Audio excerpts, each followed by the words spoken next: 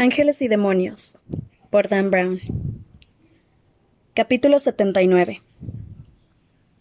Victoria Vetra dio un sorbo a un vaso de agua y mordisqueó distraídamente uno de los bollos que acababa de servirle un guardia suizo. Sabía que debía comer, pero no tenía apetito. Había mucho ajetreo en el despacho del Papa. Tensas conversaciones resonaban en sus paredes. El capitán Rocher, el comandante Olivetti y media docena de guardias evaluaban la situación y debatían cuál debía ser el siguiente paso. Robert Landon permanecía de pie junto a la ventana, observando la plaza de San Pedro. Parecía abatido. Victoria se acercó a él. ¿Alguna idea? Él negó con la cabeza. ¿Un bollo? Su expresión pareció iluminarse ante la perspectiva de comer algo. Claro, gracias. Landon lo devoró. Todas las conversaciones se apagaron de golpe cuando el camarlengo Ventresca entró escoltado por 2 guardias suizos. Si antes ya se le veía consumido, ahora parecía directamente vacío. ¿Qué ha sucedido?, le preguntó el camarlengo a Olivetti. A juzgar por su expresión parecía estar ya al corriente de la peor parte. El comunicado oficial de Olivetti sonó como un parte de bajas tras una batalla. Expuso los hechos con monótona eficiencia. El cadáver del cardenal Ebner ha sido hallado poco después de las 8. Lo habían estrangulado y marcado a fuego con un ambigrama de la palabra tierra. El cardenal Lamacé ha sido asesinado en la plaza de San Pedro hace 10 minutos. Ha muerto a causa de unas perforaciones en el pecho. Lo han marcado con el ambigrama de la palabra aire. En ambas ocasiones el asesino ha escapado. El camarlengo cruzó la sala y se sentó pesadamente al escritorio del Papa. Inclinó la cabeza. Los cardenales Guidera y Baggio, no obstante, siguen con vida, añadió Olivetti. Ventresca alzó la cabeza de golpe con expresión dolorida. ¿Ese es nuestro consuelo? 2 cardenales han sido asesinados, comandante, y está claro que a los otros 2 no les queda mucho tiempo de vida a no ser que los encuentren. Los encontraremos, aseguró Olivetti. Estoy convencido. ¿Convencido? Hasta el momento hemos fracasado. No estoy de acuerdo. Hemos perdido 2 batallas, señore, pero estamos ganando la guerra. Los Illuminati pretendían convertir el día de hoy en un circo mediático. Hasta el momento hemos frustrado sus planes. Los cadáveres de ambos cardenales han sido recuperados sin incidentes.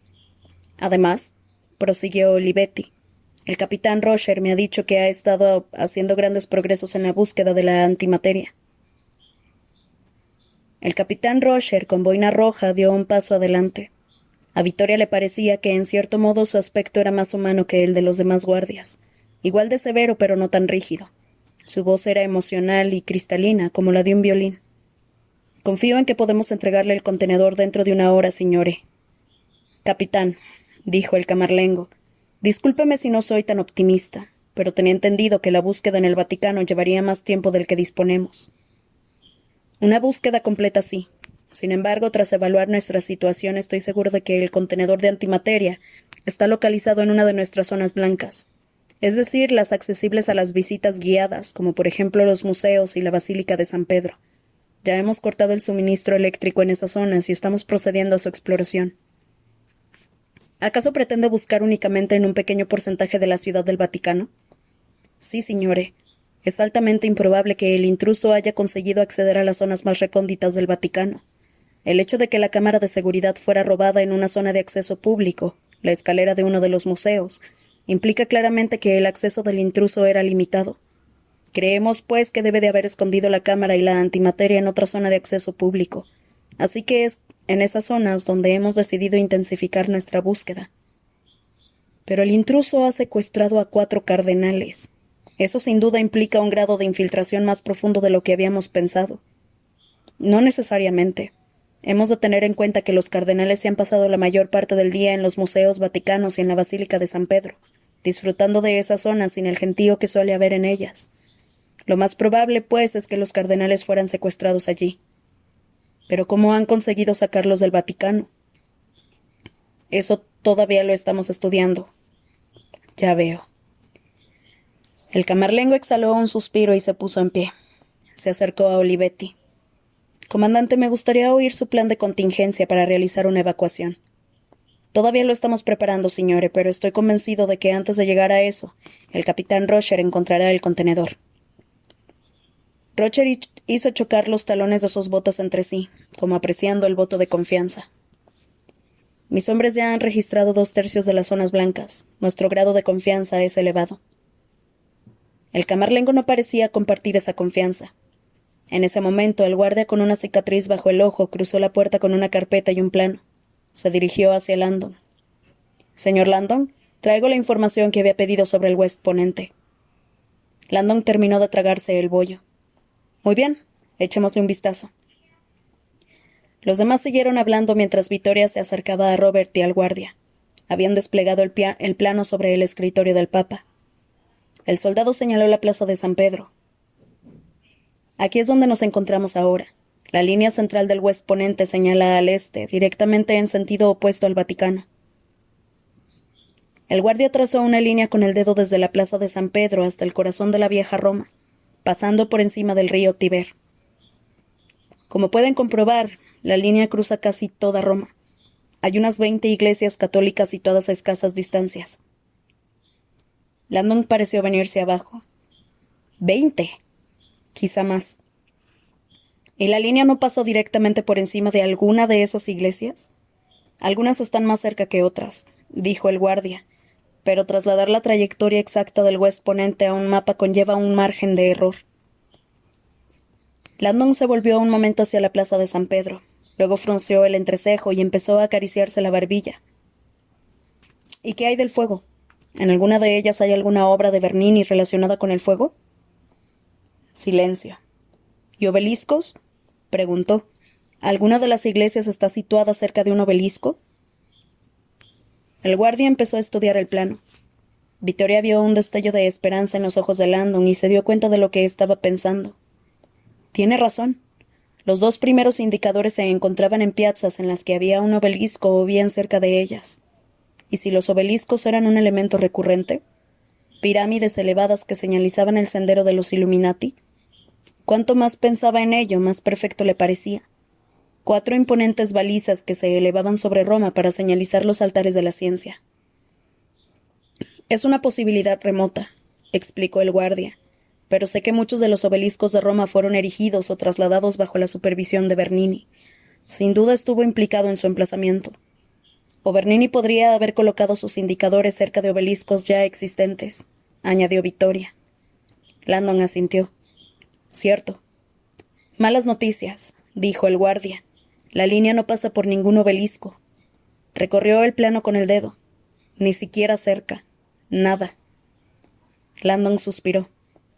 Desanimada, Victoria dejó caer los hombros. Había creído que se trataba de una idea prometedora. Al parecer eso no iba a ser tan fácil como habían esperado. Aún así procuró mostrarse positiva. Robert, piensa. Seguro que conoces una estatua de Bernini relacionada con el fuego, lo que sea. Créeme, ya he estado dándole vueltas. Bernini fue increíblemente prolífico. Tiene cientos de obras. Esperaba que el West Ponente nos indicara una iglesia concreta, algo que me sonara. Foco, insistió ella. Fuego, ¿no te hace pensar en ninguna obra de Bernini? Él se encogió de hombros. Están sus famosos bocetos de espectáculos de fuegos artificiales, pero no son una escultura, y se encuentran en Leipzig, Alemania. La joven frunció el entrecejo. ¿Y estás seguro de que es el aliento lo que indica la dirección? Ya has visto el relieve, Victoria. El diseño era totalmente simétrico. La única indicación era el aliento. Ella sabía que tenía razón. Por no mencionar, añadió él, que el West Ponente representa el aire, de modo que seguir el aliento parece simbólicamente apropiado. Victoria asintió. Entonces seguimos el aliento. ¿Pero a dónde? Olivetti se acercó a ellos. ¿Tienen algo? Demasiadas iglesias, respondió el soldado. Unas 2 docenas. Supongo que podríamos colocar a 4 hombres en cada una. Olvídelo, replicó Olivetti. Este tipo se nos ha escapado 2 veces cuando ya sabíamos dónde iba a estar. Una emboscada masiva supondría dejar el Vaticano desprotegido y cancelar la búsqueda de la antimateria. Necesitamos un libro de referencia, dijo Victoria. Un índice de las obras de Bernini. Si repasamos los títulos, puede que algo nos llame la atención. No lo sé, dijo Landon. Si se trata de una obra que Bernini creó específicamente para los Illuminati, puede que sea muy obscura. Es probable que no aparezca en ningún listado. Ella se negaba a creerlo. Las otras dos esculturas eran muy conocidas. Tú habías oído hablar de ambas. Él se encogió de hombros. Sí. Si repasamos títulos que incluyan la palabra fuego, puede que encontremos una estatua que esté en la dirección que buscamos. Landon pareció convencerse de que merecía la pena intentarlo. Se volvió hacia Olivetti. Necesito un listado de todas las obras de Bernini. No tendrán un libro de mesa sobre Bernini a la mano, ¿verdad? ¿Un libro de mesa? Olivetti parecía desconocer el término. Da igual, cualquier listado. ¿Qué hay de los museos vaticanos? Deben de tener un listado de referencias de Bernini. El guardia de la cicatriz frunció el entrecejo. En los museos no hay suministro eléctrico y su archivo es enorme. Sin gente que lo ayude, no. La obra de Bernini en cuestión, lo interrumpió Olivetti. ¿Fue creada mientras el artista trabajaba para el Vaticano? Estoy prácticamente seguro de ello, dijo Landon. Pasó aquí casi toda su carrera, y sin duda el periodo del conflicto con Galileo. El comandante asintió. Entonces hay otro listado de referencias. Victoria sintió una punzada de optimismo. ¿Dónde? El comandante no respondió. Se llevó a un guardia a un lado y le dijo algo en voz baja. El otro no parecía muy convencido, pero asintió obedientemente. Cuando Olivetti terminó de hablar, el guardia se volvió hacia Landon. Por aquí, por favor, señor Landon. Son las 9:15. Tenemos que darnos prisa. Landon y el guardia se encaminaron hacia la puerta. Victoria fue tras ellos. Yo los ayudaré. Olivetti la tomó del brazo. No, señorita Vetra. Quiero hablar un momento con usted. La presión de su mano era autoritativa. Cuando Landon y el guardia se marcharon, Olivetti llevó a Victoria a un lado. Su rostro era impenetrable. Sin embargo, no tuvo tiempo de decirle nada. De repente, su radio crepitó ruidosamente. ¿Comandante? Todo el mundo en la sala se volvió. El tono de voz del hombre que hablaba era sombrío. Será mejor que encienda el televisor. Capítulo 80. Cuando hace apenas 2 horas Landon había salido del Archivo Secreto Vaticano, nunca habría imaginado que volvería a visitarlo. Ahora, sin resuello tras haber corrido todo el camino junto al guardia suizo, volvía a estar allí. Su escolta, el guardia de la cicatriz, lo condujo a través de las hileras de cubículos traslúcidos. Por alguna razón el silencio de los archivos resultaba ahora más amenazador, y Landon agradeció que el guardia lo rompiera. Por aquí, creo, dijo, guiando al profesor al fondo de la sala, donde había una serie de cámaras más pequeñas contra la pared. El guardia comprobó los títulos de las cámaras y asintió. Sí, aquí está, justo donde había dicho el comandante. Landon leyó el título, Attivi Vaticani. ¿Vienes del Vaticano? Repasó el índice de contenidos. Inmuebles, divisas, Banco Vaticano, antigüedades. La lista era interminable. Contiene documentación sobre todos los bienes de la Santa Sede, dijo el guardia. Landon se quedó mirando el cubículo. Dios mío. Incluso en la obscuridad podía advertir que estaba hasta los topes. El comandante ha dicho que todo lo que Bernini creó bajo mecenazgo del Vaticano debería aparecer listado aquí. Él asintió. La idea del comandante puede que diera resultado. En la época de Bernini, todo lo que un artista creaba bajo mecenazgo del Papa pasaba a ser por ley propiedad del Vaticano. Era algo más propio del feudalismo que del mecenazgo, pero los artistas más importantes vivían bien y rara vez se quejaban. ¿También las obras que se encuentran en iglesias situadas fuera de la ciudad del Vaticano? El soldado lo miró extrañado. Por supuesto. Todas las iglesias católicas de Roma son propiedad del Vaticano. Landon miró el listado que tenía en las manos.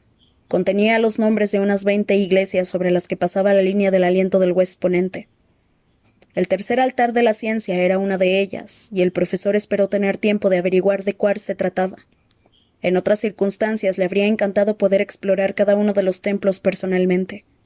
Ese día, sin embargo, tenía unos 20 minutos para encontrar lo que estaba buscando. La única iglesia que contenía un tributo de Bernini al fuego. Se dirigió hacia la puerta giratoria electrónica.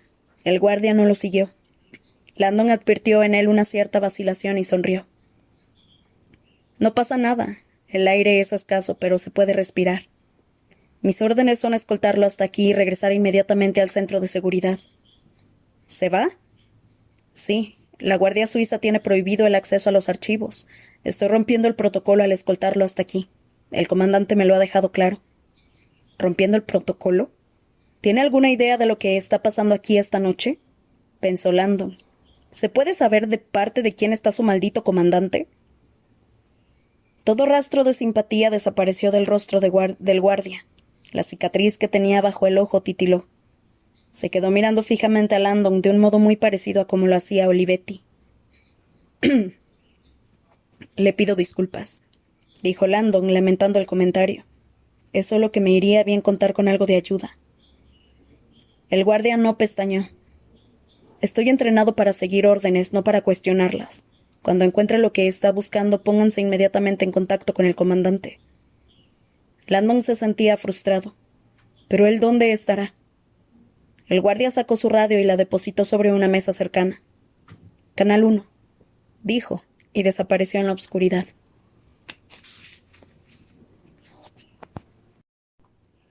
Capítulo 81.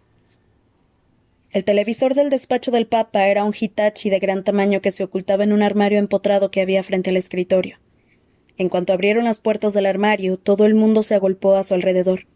Victoria también se acercó. La pantalla se encendió y apareció el rostro de una joven reportera. Era una morena de mirada inocente. «Soy Kelly Horan Jones», anunció, en directo desde la Ciudad del Vaticano para la MSNBC. A su espalda podía verse una imagen nocturna de la Basílica de San Pedro con las luces encendidas. «No estás en directo», exclamó Rocher. «Esas son imágenes de archivo. Las luces de la basílica están apagadas». Olivetti lo hizo callar. La reportera prosiguió con voz tensa. «Unos espeluznantes sucesos han tenido lugar esta noche durante el cónclave que se celebra en la Ciudad del Vaticano. Nos informan que 2 miembros del colegio cardenalicio han sido brutalmente asesinados en Roma». Olivetti maldijo por lo bajo. Mientras la reportera seguía informando, un guardia apareció en la puerta. «Comandante, todas las líneas de la centralita están saturadas. ¿Quieren saber cuál es nuestra posición oficial sobre...? Desconéctela», dijo Olivetti sin apartar los ojos del televisor. El guardia se mostró vacilante. «Pero, comandante, haga lo que le digo». El guardia se fue corriendo. Victoria tuvo la sensación de que el camarlengo había estado a punto de decir algo, pero que finalmente se había contenido. En vez de eso, el sacerdote le dirigió una larga y dura mirada a Olivetti antes de volverse de nuevo hacia el televisor. A continuación, la MSNBC emitió una grabación. En ella, unos guardias suizos bajaban la escalera de Santa María del Popolo con el cadáver del cardenal Ebner, a cuestas, y lo depositaban en el maletero de un Alfa Romeo. Justo en ese momento la grabación se detuvo y la imagen se amplió para que el cadáver desnudo del cardenal fuera visible. «¿Quién carajo ha grabado esas imágenes?», exclamó Olivetti. La reportera de la MSNBC siguió informando. «Presuntamente el cadáver corresponde al cardenal Ebner, de Frankfurt, en Alemania. En cuanto a los hombres que sacan el cadáver de la iglesia, parece que se trata de guardias suizos del Vaticano». Parecía como si la reportera hiciera todos los esfuerzos posibles por semejar conmovida. Mostraron un primer plano de su rostro y ella adoptó una expresión aún más sombría. «La MSNBC quiere advertir a los espectadores de que las imágenes que vamos a ofrecerles a continuación son excepcionalmente gráficas y pueden no ser aptas para todos los públicos». Victoria gruñó al oír la falsa preocupación de la cadena televisiva por la sensibilidad del espectador, pues no se trataba sino del anzuelo definitivo. Nadie cambiaba de canal tras una promesa como esa. «Insistimos en que las imágenes que van a ver a continuación pueden herir la sensibilidad de algunos espectadores». «¿Pero qué imágenes?», preguntó Olivetti.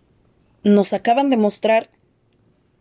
La imagen que apareció en pantalla era la de una pareja abriéndose paso entre el gentío de la plaza de San Pedro.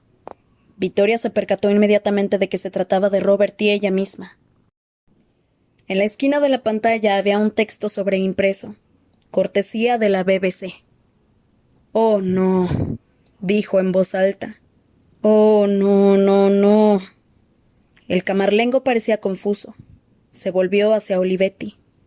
¿No ha dicho que había confiscado esa cinta? De repente, en el televisor se oyó el grito de una niña. El plano se amplió y pudo verse a la pequeña señalando lo que parecía ser un indigente. Un momento después, Robert Landon aparecía para intentar ayudar a la niña.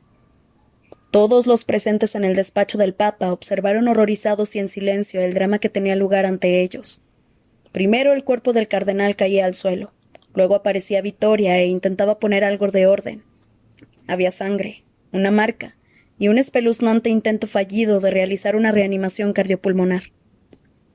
Estas asombrosas imágenes, dijo la reportera, han sido grabadas hace apenas unos minutos delante del Vaticano. Nuestras fuentes nos dicen que se trata del cadáver del cardenal Lamassée de Francia. Porque iba vestido de ese modo y no se encontraba en el cónclave sigue siendo un misterio. Hasta el momento, el Vaticano no ha hecho ninguna declaración al respecto.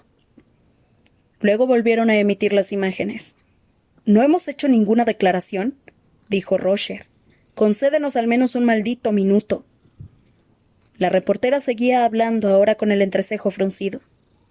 Aunque la MSNBC todavía no ha podido confirmar el motivo del ataque, nuestras fuentes nos indican que los asesinatos han sido reivindicados por un grupo autodenominado Illuminati.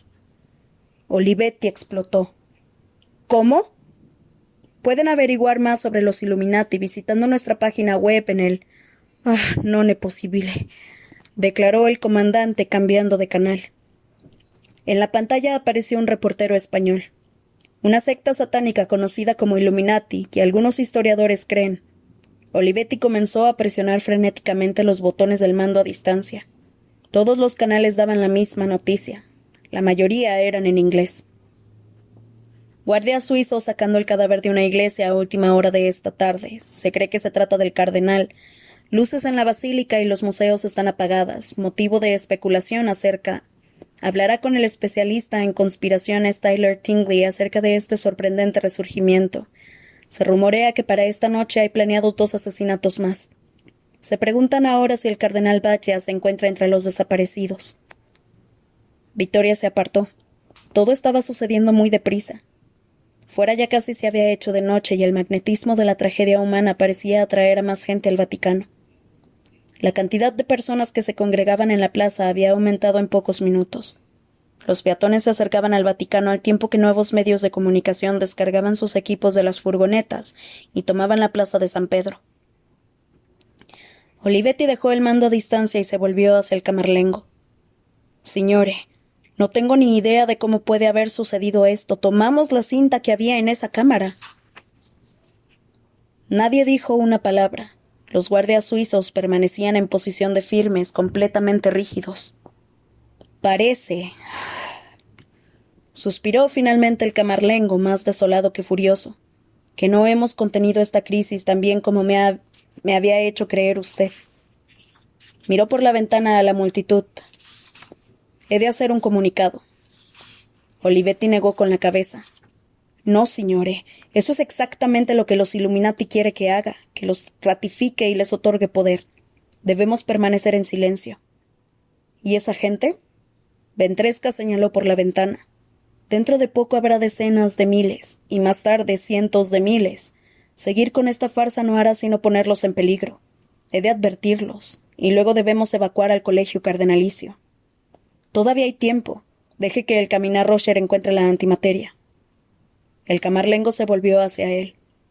«¿Está intentando darme una orden?». «No, le estoy dando un consejo. Si le preocupa a la gente que está afuera, podemos anunciar una fuga de gas y evacuar la zona. Pero admitir que somos rehenes es peligroso. Comandante, solo se lo diré una vez. No pienso utilizar esta oficina como púlpito para mentir al mundo. Si anuncio algo, será la verdad». «¿La verdad? ¿Que el Vaticano está bajo la amenaza de unos terroristas satánicos? Eso únicamente debilitaría nuestra posición». El camarlengo lo fulminó con la mirada. ¿Acaso puede ser todavía más débil? De repente Rocher profirió un grito, tomó el mando a distancia y subió el volumen del televisor. Todos se volvieron. Era la mujer de la MSNBC en directo. Ahora parecía nerviosa de verdad. A su lado había una fotografía sobreimpresa del Papa fallecido. Última hora. La BBC acaba de informar lo siguiente. Miró a un lado como si quisiera confirmar que realmente debía hacer ese comunicado. Tras recibir la confirmación volvió a mirar a la cámara y se dirigió a los espectadores. Los Illuminati acaban de reivindicar. Vaciló. Acaban de reivindicar su responsabilidad en la muerte del Papa hace 15 días. El camarlengo se quedó boquiabierto. Roger dejó caer el mando a distancia. Victoria apenas podía procesar la información. De acuerdo con la ley del Vaticano, prosiguió la mujer, al pontífice no se le realizó autopsia alguna, de modo que la reivindicación hecha por los Illuminati no puede confirmarse. No obstante, estos mantienen que la causa de la muerte del Papa no fue una apoplejía, como informó en su momento la Santa Sede, sino un envenenamiento. La sala volvió a quedar en silencio. Olivetti estalló. Eso es una locura, una mentira descarada. Roger empezó a cambiar de canales otra vez.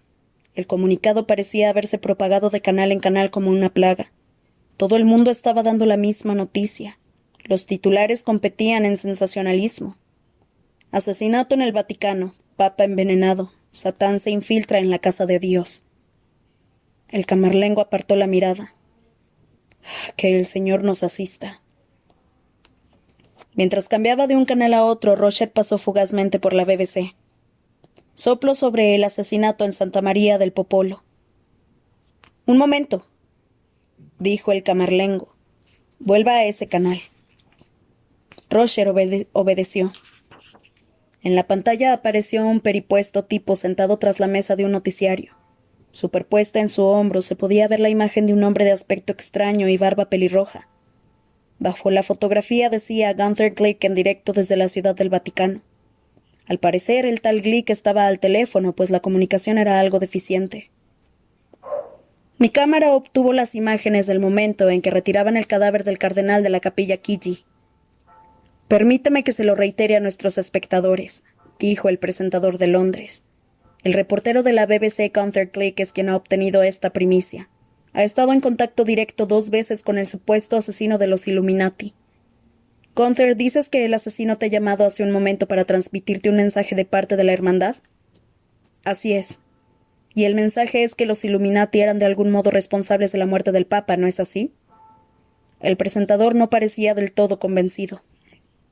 Efectivamente, el desconocido me ha dicho que la muerte del sumo pontífice no se debió a una apoplejía, al menos no como sospechó el Vaticano, sino a que había sido envenenado por los Illuminati. Todo el mundo en el despacho del Papa se quedó inmóvil. ¿Envenenado? Repitió el presentador. ¿Pero cómo? No me ha dado detalles, repuso Glick, salvo que lo asesinaron con una droga conocida como... Se oyó un trasiego de papeles. Algo conocido como heparina. El camarlengo, Olivetti y Roger intercambiaron miradas de confusión. «Heparina», dijo Roger inquieto. «Pero, ¿no es eso...?» El camarlengo empalideció. «La medicación del Papa». Victoria se quedó atónita. ¿El Papa tomaba heparina? Padecía tromboflebitis, explicó el camarlengo. Debía ponerse una inyección al día. Roger parecía desconcertado. Pero la heparina no es un veneno. ¿Por qué dicen los Illuminati que la heparina puede ser mortal si se suministra en dosis elevadas? Explicó Victoria. Es un poderoso anticoagulante. Una sobredosis puede provocar hemorragias internas y cerebrales masivas. Olivetti la miró con recelo. ¿Cómo sabe usted eso? Los biólogos marinos la utilizan en mamíferos en cautividad para prevenir la formación de coágulos en la sangre por el deceso de actividad. Muchos animales han muerto por una administración incorrecta de la droga. Se detuvo un momento. Una sobredosis de heparina en un ser humano podría causarle síntomas parecidos a los de una apoplejía, sobre todo si no se puede confirmar posteriormente con una autopsia. El camarlengo parecía ahora realmente preocupado. «Signore», dijo Olivetti, Está claro que no se trata más que una estratagema de los Illuminati para conseguir publicidad. Es imposible que alguien envenenara al Papa. Nadie tenía acceso a él. E incluso si mordemos el anzuelo e intentamos refutar su reivindicación, ¿cómo podríamos demostrarlo? La ley del Vaticano prohíbe las autopsias. Y en realidad una autopsia tampoco nos revelaría nada. Encontraríamos restos de heparina de sus inyecciones diarias. Cierto. La voz del camarlengo se endureció. Pero hay otra cosa que me preocupa. Nadie del exterior sabía que su santidad estaba tomando esa medicación. Se hizo un silencio. Si sufrió una sobredosis de heparina, dijo Vittoria, sería visible algún rastro en su cuerpo. Olivetti se volvió hacia ella. Señorita Vetra, por si no me ha oído, le repito que las autopsias papales están prohibidas por la ley del Vaticano. No profanaremos el cadáver de su santidad y lo abriremos en canal solo porque un enemigo nos provoque con sus declaraciones. Ella se sintió avergonzada. No quería insinuar que... Vittoria no pretendía ser irrespetuosa. No estaba sugiriendo ni mucho menos que exhumaran al Papa. Vaciló un momento. De repente recordó algo que Robert le había dicho en la capilla Chigi. Había mencionado que los sarcófagos papales no se enterraban ni tampoco se sellaban con cemento. Una vuelta a los días de los faraones en los que sellar y enterrar un sarcófago se consideraba una trampa para el alma del fallecido. La gravedad era la única argamasa cuando las tapas de los ataúdes pesaban cientos de kilos. Técnicamente, se dio cuenta, sería posible. ¿Qué tipo de rastros? Preguntó el camarlengo. Vittoria notó que su corazón latía con más fuerza. La sobredosis puede provocar una hemorragia de la mucosa bucal. ¿La mucosa qué? Una hemorragia en las encías. Post-mortem, la sangre se coagula y ennegrece el interior de la boca. Vittoria había visto una vez una fotografía de una pareja de orcas del Acuario de Londres, cuyo entrenador les había suministrado accidentalmente una sobredosis.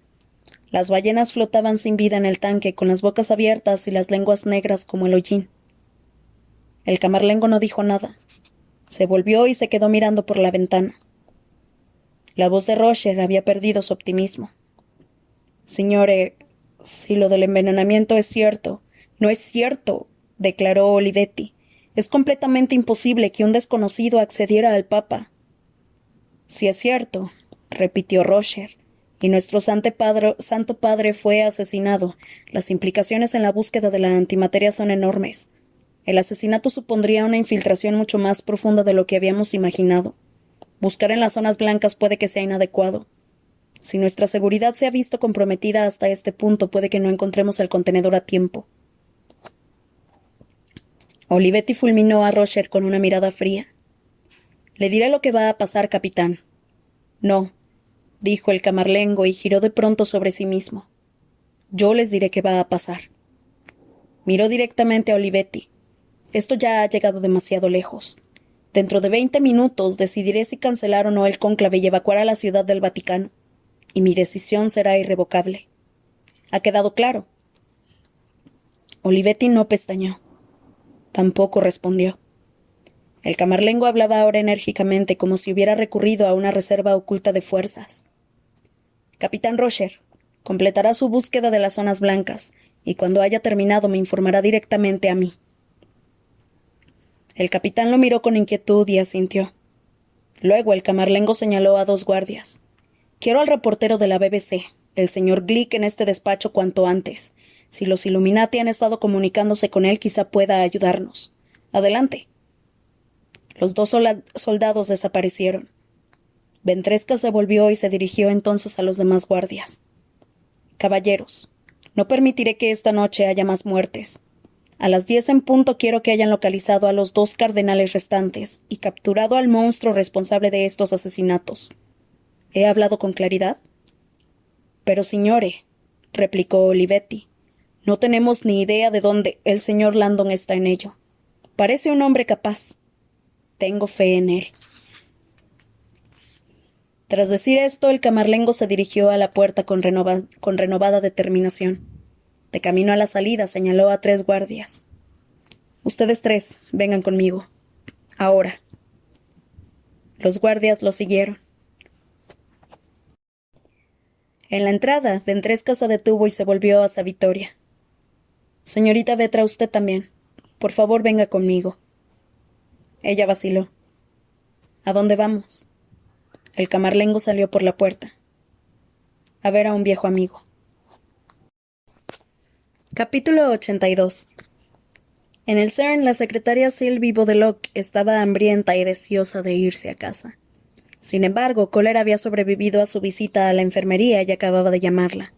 Le había exigido, no pedido, sino exigido, que esa noche se quedara hasta tarde, sin darle ninguna explicación.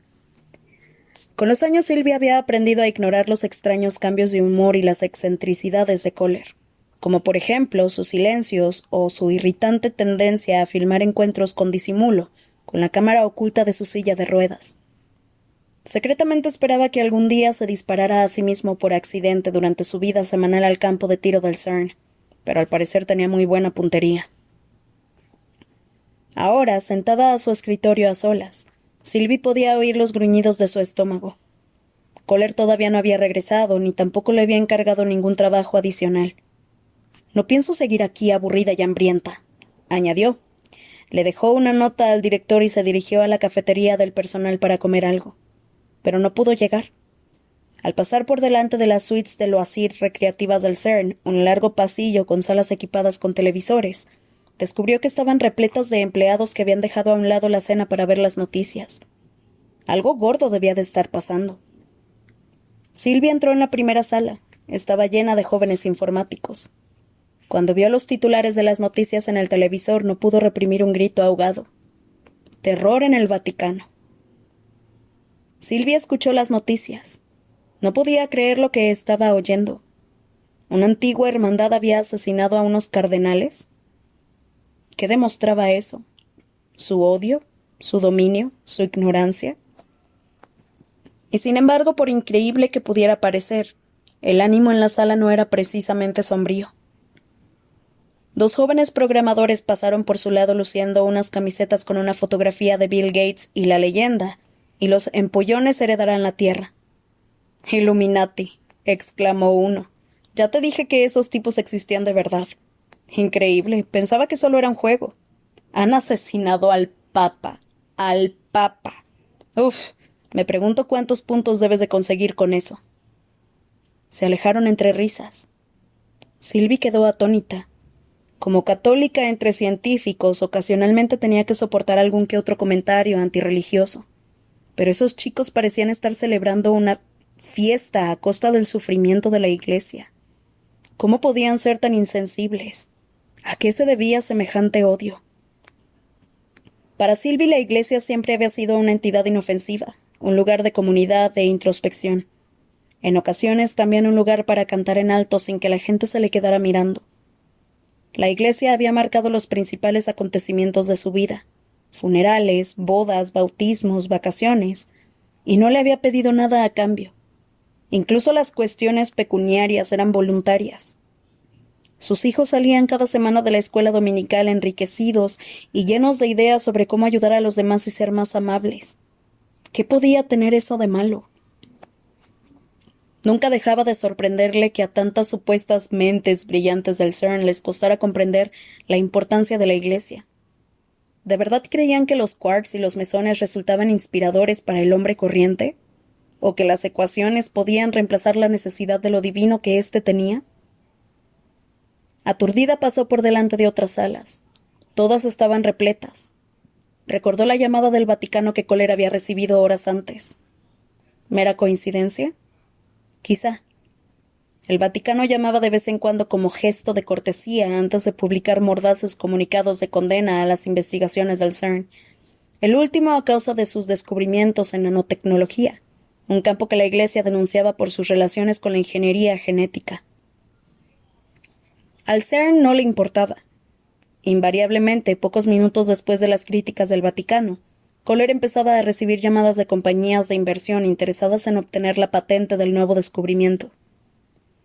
«No existe eso que llaman mala prensa», solía decir el director. Sylvie se preguntó si debería enviar un mensaje al busca de Kohler, donde quiera que se encontrara, y decirle que encendiera el televisor. ¿Le importaría el asunto? ¿Se habría enterado ya? Por supuesto que sí. Seguramente estaba grabando todo el reportaje con su pequeña videocámara, sonriendo por primera vez ese año. Más adelante, la secretaria encontró finalmente una sala donde los ánimos estaban más calmados. Allí el ambiente era casi melancólico. Los científicos que estaban viendo las noticias se contaban entre los de mayor edad y más respetados del lugar.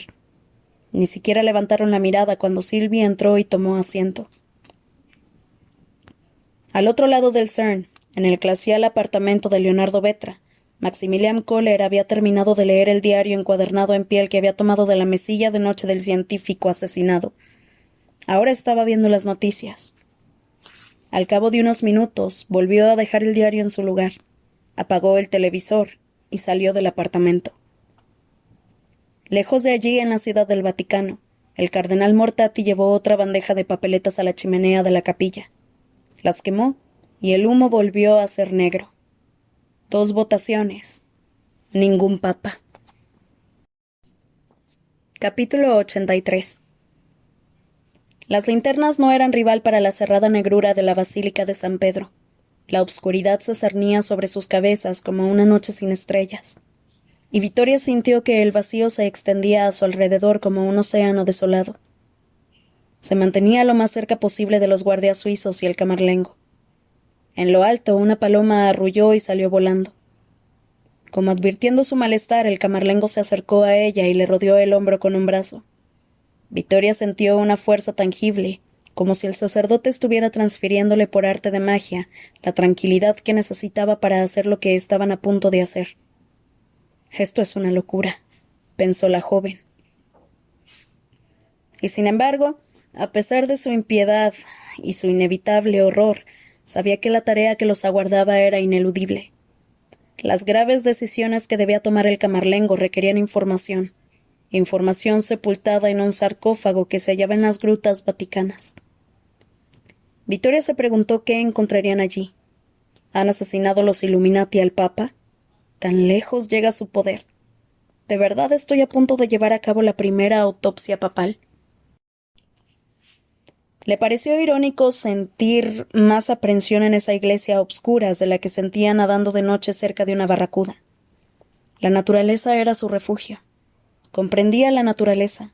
Eran las cuestiones espirituales las que la desconcertaban. Imágenes de bancos de peces asesinos en la obscuridad conjuraron otras de la prensa agolpándose afuera. Y la visión en el televisor de los cuerpos marcados a fuego le recordó al cadáver de su padre, y la desagradable risa del asesino. Un asesino que estaba en algún lugar allá afuera. Vittoria pudo sentir cómo la ira ahogaba el miedo. Al rodear una columna cuya circunferencia era más gruesa que la mayor secuoya que pudiera imaginar, vio ante sí un resplandor anaranjado. La luz parecía emanar del suelo en el centro de la basílica. Cuando estuvo más cerca entendió de qué se trataba. Era el famoso santuario situado bajo el altar mayor, la suntuosa cámara subterránea que contenía las reliquias más sagradas del Vaticano. Al llegar a la verja que rodeaba la hondonada, Vittoria vio el cofre dorado rodeado de lámparas de aceite. ¿Los huesos de San Pedro? Preguntó, a pesar de que sabía bien que así era. Todos aquellos que visitaban la basílica sabían lo que contenía ese féretro dorado. En realidad no, dijo el camarlengo. Se trata de una equivocación muy común. Eso no es un relicario. La caja contiene palia, los fajines tejidos que el Papa les entrega a los cardenales cuando son elegidos. Pero yo pensaba, como todo el mundo, las guías dicen que aquí se encuentra la tumba de San Pedro, pero en realidad ésta se encuentra 2 pisos bajo tierra. El Vaticano la excavó en la década de 1940. No se le permite la entrada a nadie. Vittoria se quedó estupefacta. Mientras se alejaban del fulgor anaranjado y se internaban de nuevo en la oscuridad, pensó en las historias que había oído de peregrinos que viajaban miles de kilómetros para contemplar ese arcón dorado, creyendo que estaban en presencia de los restos de San Pedro. ¿No debería el Vaticano explicárselo a la gente? Todos nos beneficiamos de la sensación de contacto con la divinidad, aunque solo sea imaginaria. Como científica, Vittoria no discutió la lógica de esa afirmación. Había leído incontables estudios sobre el efecto placebo, como aspirinas que curaban el cáncer a gente que creía estar usando un medicamento milagroso. ¿Qué era sino la fe? Los cambios no se nos dan muy bien aquí en el Vaticano, dijo el camarlengo. Admitir nuestros errores, pasados o modernizados, son cosas que históricamente evitamos. Su Santidad estaba intentando modificar eso. Se detuvo un momento. Pretendía abrirse al mundo moderno, buscar nuevos caminos para encontrar a Dios. La joven asintió en la oscuridad. Como la ciencia. Para ser honesto, la ciencia me parece irrelevante. ¡Irrelevante! A ella se le ocurrían muchas palabras para describir la ciencia, pero en el mundo moderno, irrelevante no parecía una de ellas. La ciencia puede curar o puede matar. Depende del alma de la persona que la emplea. Es el alma lo que a mí me interesa. ¿Cuándo sintió su vocación? Antes de nacer. Ella se le quedó mirando. Lo siento, siempre me ha parecido una pregunta algo extraña. Lo que quiero decir es que he sabido que serviría a Dios desde niño, desde el momento en que tuve uso de razón. Pero no fue hasta que estuve en el ejército cuando comprendí finalmente mi propósito. A Vittoria le sorprendió.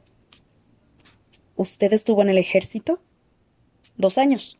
Me negué a disparar ninguna arma, así que en vez de eso me hicieron volar. Helicópteros de evacuación médica. De hecho, todavía piloto de vez en cuando. Intentó pensar en el joven sacerdote pilotando un helicóptero.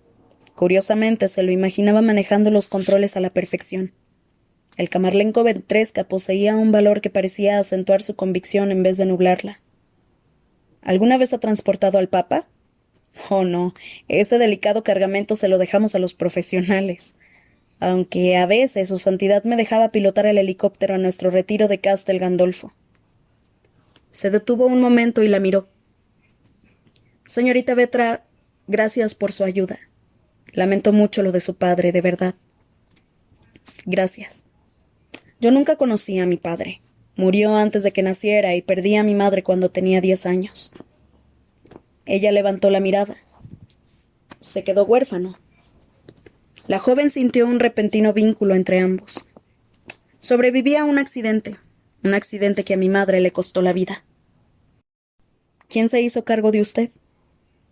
Dios, dijo el camarlengo. Literalmente, me envió otro padre. Un obispo de Palermo apareció en el hospital donde me encontraba y me acogió. En su momento no me sorprendió. Había sentido la mano vigilante de Dios ya desde pequeño. La aparición del obispo simplemente confirmó lo que siempre había sospechado de algún modo, que el Señor me había elegido para servirle. ¿Creyó que Dios lo había elegido? Sí, y aún lo creo. No había rastro de presunción en la voz del camarlengo, solo gratitud. Trabajé muchos años bajo la tutela del obispo. Con el tiempo lo nombraron cardenal. Aún así nunca se olvidó de mí. Él es el padre que recuerdo.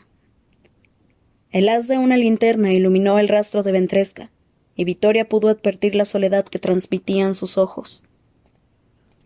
El grupo llegó a los pies de una alta columna, y las luces de sus linternas convergieron en una abertura del suelo. Vittoria bajó la mirada hacia la escalera que descendía al vacío, y de repente quiso dar media vuelta. Rápidamente los guardias ayudaron a bajar al camarlengo. Luego le tocó el turno a ella. ¿Qué fue de él? Preguntó mientras descendían, procurando mantener un tono de calma. Me refiero al cardenal que lo acogió.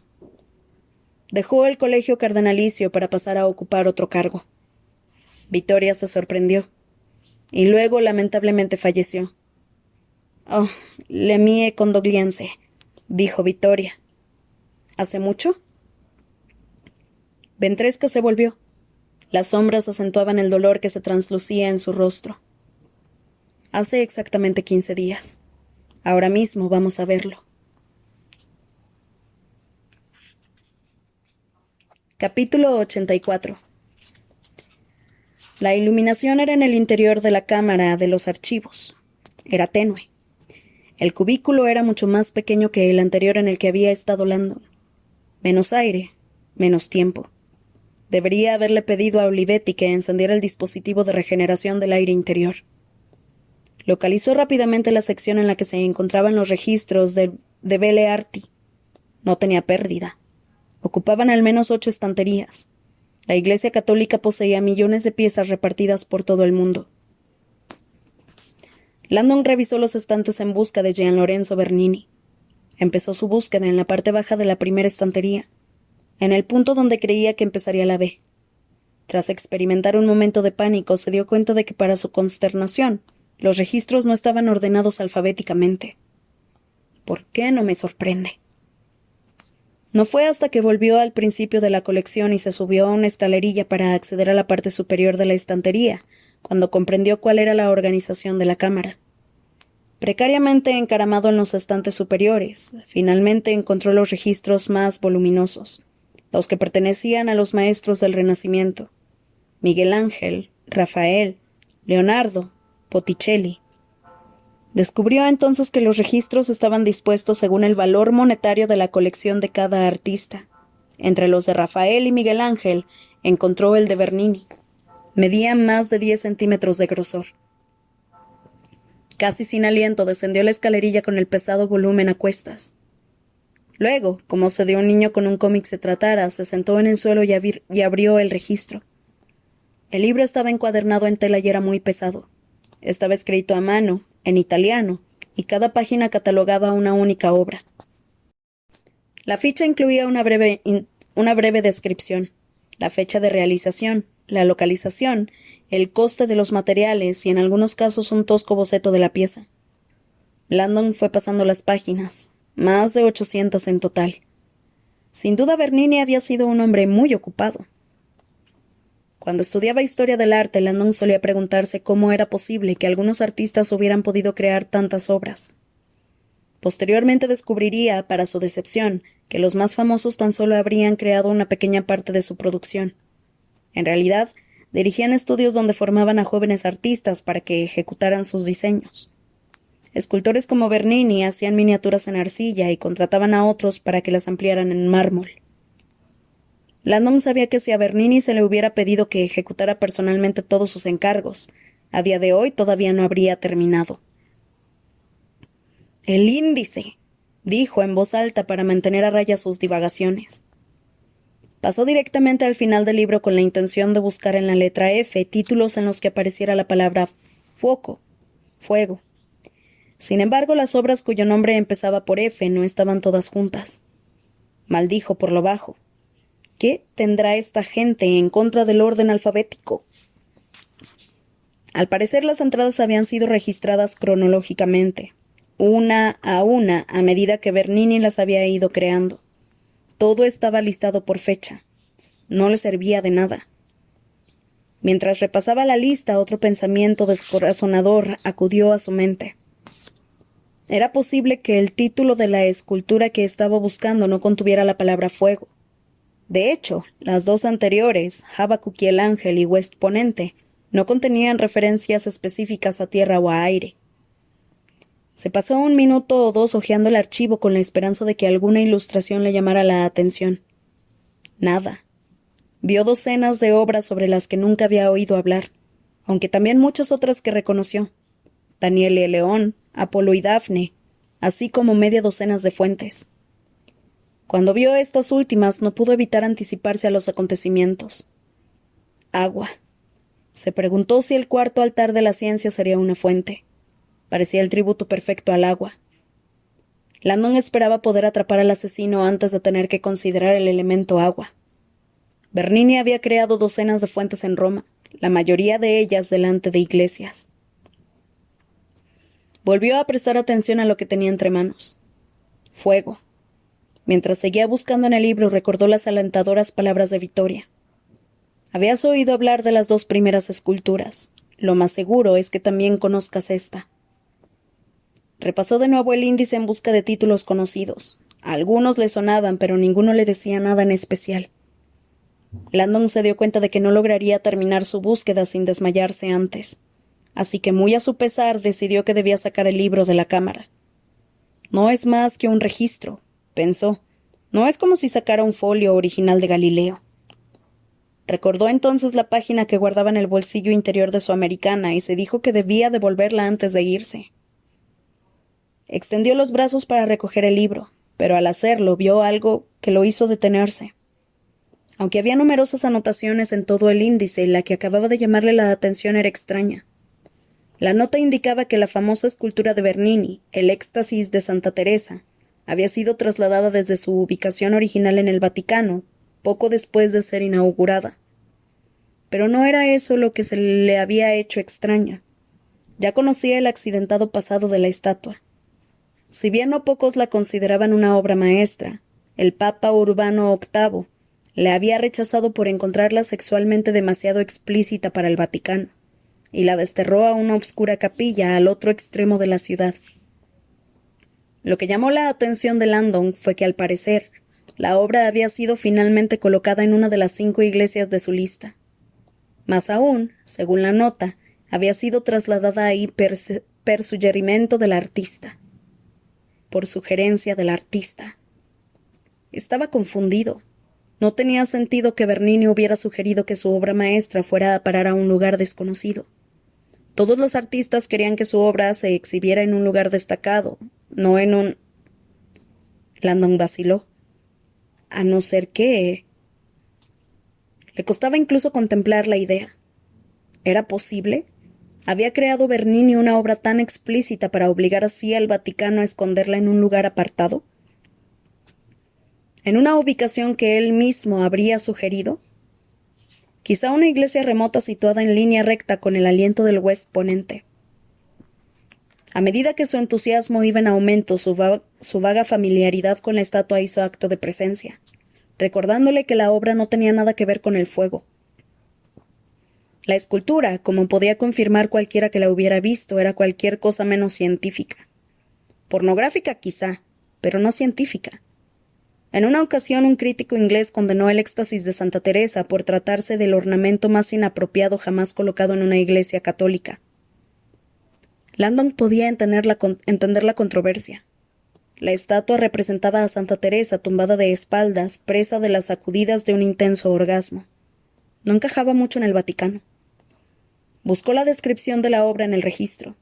Cuando vio el boceto, sintió un instantáneo e inesperado destello de esperanza. En él comprobó que efectivamente Santa Teresa estaba disfrutando, pero también había otra figura en la estatua que Landon había olvidado. Un ángel. Y entonces recordó la sórdida leyenda. Santa Teresa había sido una monja santificada tras asegurar que un ángel la había visitado en sueños. Posteriormente, los críticos apuntaron que ese encuentro debía de haber sido más sexual que espiritual. Garabateada a pie de página había una cita de la propia santa que dejaba poco margen a la imaginación. Su candente flecha dorada me penetró varias veces, penetró hasta mis entrañas. Sentí una dulzura tan extrema que habría deseado que no terminara nunca. Landon sonrió. Si esto no es la metáfora de un encuentro sexual, no sé qué es. Su sonrisa se debía a sí mismo a la descripción de la obra que aparecía en el registro. Aunque el párrafo estaba en italiano, distinguió la palabra fuoco, media docena de veces. La flecha del ángel con fuego en su punta, rayos de fuego que surgen de la cabeza del ángel, mujer inflamada por el fuego de la pasión. No estuvo completamente convencido hasta que volvió a mirar el boceto. El ángel alzaba su flecha en llamas como si de una baliza se tratara, señalando el camino. Deja que los ángeles guíen tu noble búsqueda. Incluso el tipo de ángel que Bernini había seleccionado parecía significativo. Es un serafín, advirtió. Serafín significa literalmente fogoso. Robert Landon no era un hombre que necesitara confirmación divina, pero cuando leyó el nombre de la iglesia en la que ahora se encontraba la escultura, decidió que bien podía terminar convirtiéndose a la fe católica. Santa María de la Victoria. Victoria, pensó con una sonrisa. Perfecto. Al ponerse en pie sintió un leve mareo. Le echó un vistazo a la escalera de mano y se preguntó si debería volver a colocar el libro en su sitio. Ni hablar, pensó. Ya lo hará el padre Jackie. Cerró sus páginas y lo dejó al pie de la estantería. Cuando se dirigía hacia el botón brillante que había junto a la salida electrónica de la cámara, Landon notó que empezaba a respirar con dificultad. No obstante, también se sentía rejuvenecido por su buena fortuna. Lamentablemente, esa buena fortuna se agotó antes de que pudiera salir. Sin advertencia previa, la cámara emitió un sonoro suspiro y las luces se apagaron. Ya no se veía el botón de salida.